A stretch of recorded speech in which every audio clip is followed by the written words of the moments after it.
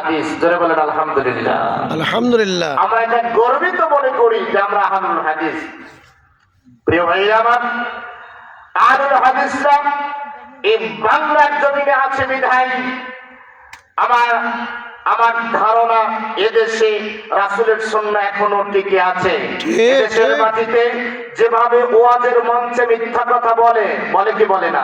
বলে। ওয়াজের স্টেজে বসে, মিম্বরের খুতবায় বসে, খুতবার মিম্বরে বসে, ওয়াজের স্টেজে ময়দানে বসে যেভাবে এদেশের মাটিতে কোরআন এবং সুন্নাহর বিরুদ্ধে আলোচনা হয়, এদেশের মাটিতে তাওহীদপন্থী মানহাজুস সালাফ, সালাফি মানহাজের আকীদা মানহাজের ব্যক্তিরা যদি অনুসারীরা যদি এদেশের জমিনে না থাকতো, এদেশের রাসূলের সুন্নাহ একে ধুলণ্ঠিত হয়ে যেত, একেবারে বিলীন হয়ে যেত। কথা ঠিক কিনা?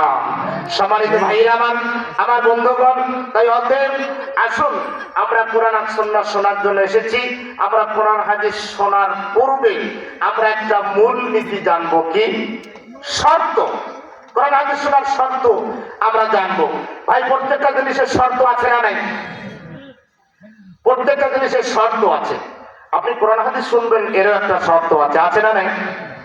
মহান আল্লাহ বলেন, ইয়া আইয়ুহাল্লাযীনা আমানু, হে ঈমানদারেরা, আতিউল্লাহ, তোমরা আল্লাহর আনুগত্য করো, ওয়া আতিউর রাসূল, রাসূলের ইত্তিবা করো, ওয়া উলিল আমরি মিনকুম, তোমাদের মাঝে যারা আমির উমারা আছে, যারা আলেম আছে, যারা ইমাম আছে, যারা খতিব আছে, যারা মুহাদ্দিস আছে, তোমরা তাদের অনুসরণ করো। এটা কে বলেছে?